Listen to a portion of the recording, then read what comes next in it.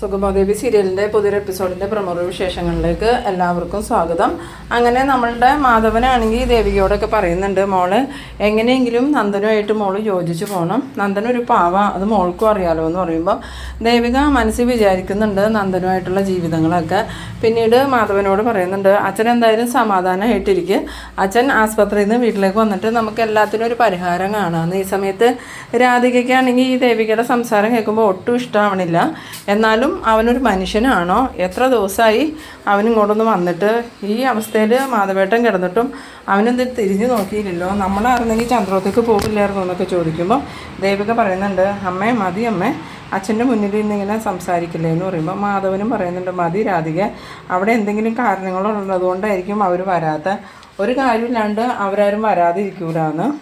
പിന്നീട് ശാരിക ദേവികയോട് ചോദിക്കുന്നുണ്ട്, ചേച്ചിയുടെ പ്ലാൻ എന്താ? ചേച്ചിക്ക് നന്ദേട്ടൻ്റെ ഈ കൊലപാതകത്തിൻ്റെ കഥയൊക്കെ കേട്ടപ്പം ഒരു സോഫ്റ്റ് കോർണറൊക്കെ വന്നിട്ടുണ്ടെന്ന് തോന്നുന്നില്ല, അതൊരിക്കലും പാടില്ല ചേച്ചി. എന്തൊക്കെ പറഞ്ഞാലും നന്ദേട്ടൻ ചേച്ചിയോട് ചെയ്ത തെറ്റുകളൊന്നും നമുക്ക് പൊറുക്കാൻ പറ്റിയതല്ല. അതുമാത്രമല്ല, നന്ദേട്ടൻ ഇപ്പോൾ ഒരു കൊലക്കേസിൽ പ്രതിയാണ്, അതിൻ്റെ സത്യാവസ്ഥ നമ്മൾ ഇതുവരെ അന്വേഷിച്ചിട്ടുമില്ല.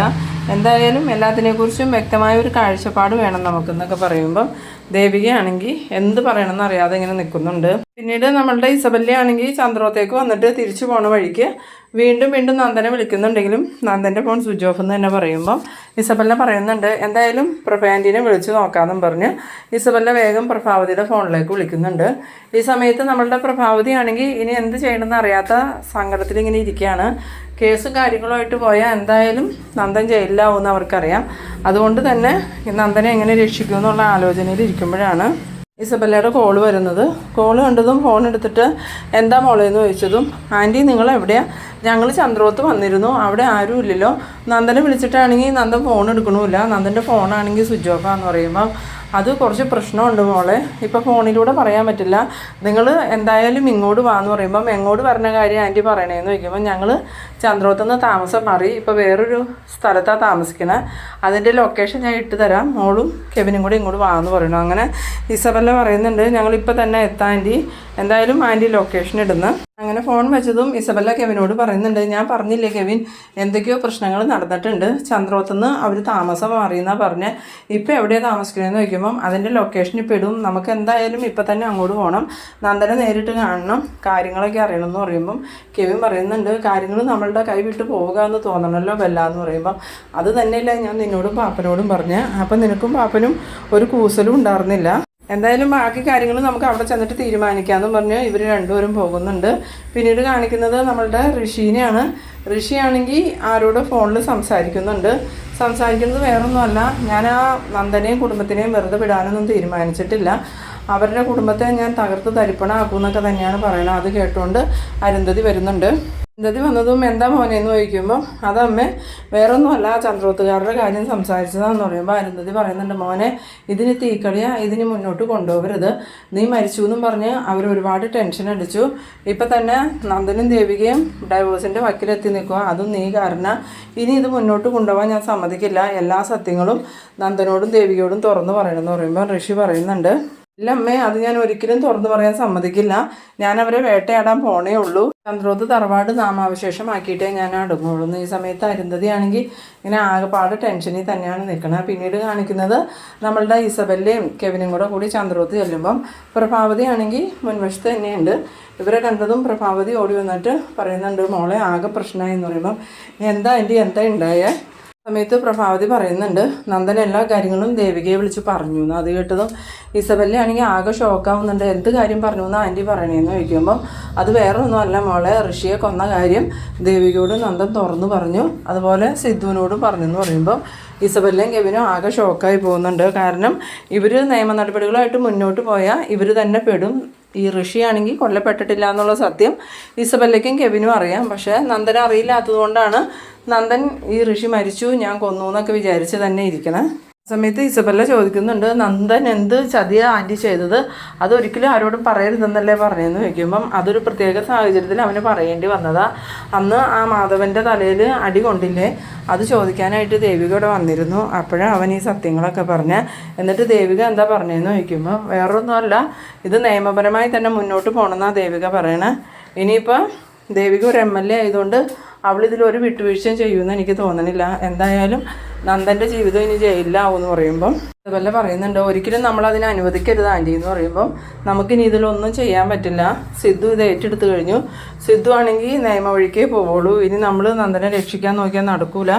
നന്ദൻ കുറ്റം ചെയ്തിട്ടുണ്ടെങ്കിൽ ശിക്ഷിക്കപ്പെടുമെന്ന്. അത് കേട്ടതും ഇസബെല്ലയും കെവിനും ആകെ ഷോക്കായി പോകുന്നുണ്ട്. എന്നാൽ ഞങ്ങൾ നന്ദനെ ഒന്ന് കാണട്ടെ എന്ന് പറയുമ്പോൾ പ്രഭാവതി പറയുന്നുണ്ട്, വേണ്ട, നിങ്ങളാരും ഇപ്പം നന്ദനെ കാണണ്ട. സിദ്ധു പറഞ്ഞിരിക്കണേ ഇനിയിപ്പോൾ ആരെയും കാണുമോ സംസാരിക്കുകയോ ഒന്നും ചെയ്യണ്ടെന്ന്, അതുകൊണ്ട് കാണാൻ പറ്റില്ല എന്ന് പറയുന്നു. അത് കേട്ടതും ഈ ഇസബെല്ലയും കെവിനും എന്നാൽ ഞങ്ങൾ പോവുക ആൻറ്റി എന്ന് പറഞ്ഞ് പോണ വഴിക്ക് കെവിൻ പറയുന്നുണ്ട്, ഇതിപ്പോൾ തീക്കളിയാവുമെന്ന് തോന്നണമല്ലോ എന്ന് പറയുമ്പോൾ അതും എനിക്ക് തോന്നുന്നുണ്ട്. എന്തായാലും ഈ നന്ദൻ സത്യങ്ങളിങ്ങനെ വിളിച്ചു പറയുമെന്ന് ഞാൻ വിചാരിച്ചില്ല.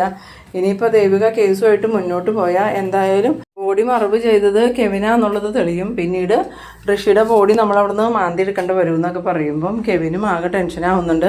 ഞാൻ അന്നേ പറഞ്ഞതല്ലേ ഇതൊക്കെ നമുക്ക് നിർത്താമെന്ന്. അപ്പം നീയല്ലേ പറഞ്ഞ ഇത് കുറച്ച് നാളും കൂടെ മുന്നോട്ട് പോകണമെന്ന്. എന്തായാലും ഋഷി മരിച്ചിട്ടില്ല എന്നുള്ള സത്യം നന്ദന അധികം വൈകാതെ അറിയും. അവനത് അറിഞ്ഞു കഴിഞ്ഞാൽ പിന്നെ എന്നോട് എങ്ങനെ പെരുമാറുമെന്ന് പറയാൻ പറ്റില്ല എന്ന്. അന്നേരം ബെല്ല പറയുന്നുണ്ട്, എന്തായാലും ഈ വിവരം ആ ഋഷിയെ വിളിച്ചറിയിക്കാമെന്ന്. അങ്ങനെ ഈ ബെല്ലയാണെങ്കിൽ ഋഷിക്ക് വിളിക്കുന്നുണ്ട്. ഋഷി ഫോണെടുത്തതും എന്താ ഇസബെല്ല എന്ന് ചോദിക്കുമ്പം അതേ ഒരു ചെറിയ പ്രശ്നമുണ്ട്, എന്ത് പ്രശ്നമാണെങ്കിലും പറഞ്ഞു എന്ന് പറയുന്ന സമയത്ത് ഋഷി പറയുന്നുണ്ട്, അത് വേറൊന്നുമല്ല, നന്ദൻ ഋഷിയെ കൊന്നു എന്നുള്ള സത്യം ദേവികയോട് തുറന്നു പറഞ്ഞു. ദേവിക നിയമപരമായിട്ട് മുന്നോട്ട് പോകാനാണ് തീരുമാനിച്ചേക്കണേ. ഇനിയിപ്പോൾ നമ്മൾ എന്ത് ചെയ്യുമെന്ന് ചോദിക്കുമ്പം ഋഷിയും ആകെ ഷോക്കായി പോകുന്നുണ്ട്. ഇനി എന്താ ചെയ്യുക? എന്തായാലും നന്ദൻ പോലീസിനോട് സത്യങ്ങളെല്ലാം തുറന്നു പറഞ്ഞു കഴിഞ്ഞാൽ കെവിനാണ് ബോഡി മറവ് ചെയ്തതെന്ന് വരുമല്ലോ. അപ്പോൾ പിന്നെ കെവിനെയും പോലീസ് കസ്റ്റഡിയിലെടുക്കും. അങ്ങനെ ഒരു സാഹചര്യം വന്നാൽ ഋഷിയുടെ ബോഡി എവിടെയാണെന്ന് കെവിൻ കാണിച്ചു കൊടുക്കേണ്ടവരല്ലേ. ആ സമയത്ത് ജീവിച്ചിരിക്കുന്ന ഋഷിയുടെ ബോഡി എങ്ങനെയാണ് കെവിൻ കാണിച്ചു കൊടുക്കണേ? അത് വലിയ പ്രശ്നമാവും. എന്തായാലും ഇത് ഭയങ്കര കേസായി തീരുമെന്ന് പറയുമ്പോൾ ഋഷി പറയുന്നുണ്ട്, എന്തായാലും വരുന്നിടത്ത് വെച്ച് കാണാം. ദേവിക ആദ്യം എന്താ ചെയ്യണമെന്ന് നമുക്ക് നോക്കാം. ഇതല്ലെങ്കിൽ വേറെ രീതിയിൽ ഞാൻ ചന്ദ്രോത്ത് തറവാട് തകർക്കുമെന്ന്. ആ സമയത്ത് ഇസബെല്ല പറയുന്നുണ്ട്, ഇത് കേസായിട്ടുണ്ടെങ്കിൽ അതിൽ ഋഷിയും പെടും. കാരണം ഋഷി ഇപ്പോൾ ജീവിച്ചിരിക്കണമെന്നും പറഞ്ഞ് ഋഷി ഒളിവിൽ താമസിക്കല്ലേ എന്ന്. അത് കേട്ടതും ഋഷിക്കും ആകെ ടെൻഷനാവുന്നുണ്ട്. ഈ സമയത്ത് അരുന്ധതി വന്നിട്ട് എന്താ ഋഷി എന്താ പ്രശ്നം എന്ന് ചോദിക്കുമ്പം ഈ ഋഷി കാര്യങ്ങളൊക്കെ പറയുന്നുണ്ട്. അന്നേരം അരുന്ധതി പറയുന്നുണ്ട്, ഞാൻ അന്നേ പറഞ്ഞതല്ലേ നിന്നോട് ഇതൊക്കെ അവിടെ വെച്ച് നിർത്തിക്കോളാൻ. എന്തായാലും ചന്ദ്രാവത്തുകാർക്ക് കിട്ടാവുന്നതിൽ ഏറ്റവും വലിയ ശിക്ഷ അവർക്ക് കിട്ടിക്കഴിഞ്ഞു.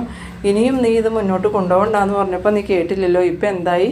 ഇനി നന്ദനും ദേവികയും നിയമപരമായിട്ട് മുന്നോട്ട് പോയിട്ടുണ്ടെങ്കിൽ നീ ജീവിച്ചിരിക്കുന്നുണ്ടെന്നുള്ള സത്യം എല്ലാവരും അറിയും. പിന്നീട് അത് നിനക്ക് തന്നെ വിനയാവും. അതിനു മുമ്പ് നീയായിട്ട് തന്നെ ഈ നാടകം അവസാനിപ്പിച്ച് പുറത്തേക്ക് ഇറങ്ങിയ പ്രശ്നങ്ങൾ തീരുവിട്ടോന്ന്.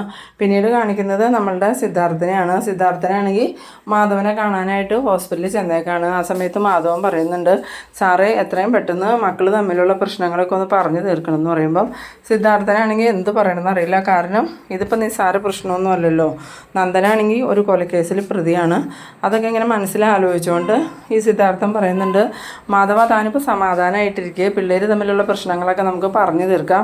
ആദ്യം താൻ ആശുപത്രിയിൽ നിന്ന് വീട്ടിലേക്ക് പോവാം, എന്നാൽ ഞാനിപ്പോൾ പോവുക, എന്തെങ്കിലും ആവശ്യമുണ്ടെങ്കിൽ വിളിച്ചേരെന്നും പറഞ്ഞ് പുറത്തേക്ക് ഇറങ്ങുമ്പോൾ ദേവിക അവിടെ നിൽക്കുന്നുണ്ട്. ദേവികയോട് ഈ സിദ്ധാർത്ഥൻ ചോദിക്കുന്നുണ്ട്, മോളെ നന്ദൻ്റെ കാര്യത്തിൽ മോളെന്താ തീരുമാനിച്ചേക്കണേന്ന് ചോദിക്കുമ്പം ഞാൻ പ്രത്യേകിച്ചൊന്നും തീരുമാനിച്ചിട്ടില്ല അച്ഛാ. ഇത്രയും വലിയൊരു കുറ്റം നന്ദി ചെയ്തിട്ട് അത് നമ്മൾ മറച്ചു വയ്ക്കണത് വലിയ തെറ്റല്ലേ. അതുകൊണ്ട് നമുക്ക് നിയമവഴി തന്നെ നീങ്ങാമെന്നാണ് ഞാൻ ആഗ്രഹിക്കണേന്ന് പറയുമ്പോൾ സിദ്ധാർത്ഥൻ പറയുന്നുണ്ട്, എൻ്റെ ആഗ്രഹം അങ്ങനെ തന്നെയാണ്.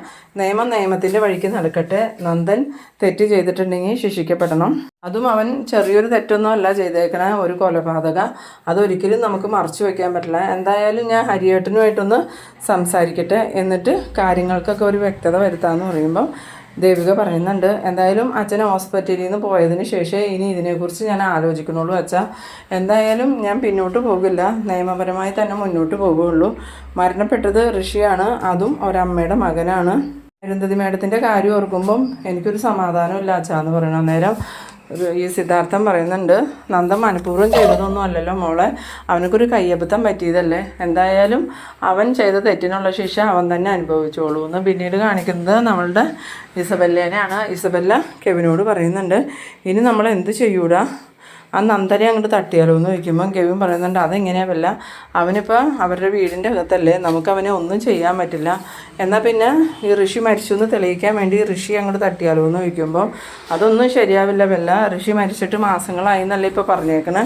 ഇനിയിപ്പോൾ പെട്ടെന്ന് ഋഷിയെ കൊന്നിട്ടും വലിയ കാര്യമൊന്നുമില്ല. എന്തായാലും സംഗതി നമ്മുടെ കയ്യിൽ നിന്ന് പോയി. ഇനി നമ്മൾ നമ്മളുടെ സുരക്ഷിതത്വം നോക്കണം, ഇല്ലെങ്കിൽ നമ്മളും കേസിൽ പെടുമെന്ന് പറയുമ്പം ഇസബെല്ല പറയുന്നുണ്ട്, ഞാൻ അപ്പോഴേ നിന്നോട് പറഞ്ഞതല്ലേ നന്ദൻ ദേവികയോട് സത്യങ്ങളെല്ലാം തുറന്ന് പറഞ്ഞ് കോംപ്രമൈസ് ആവുമെന്ന്.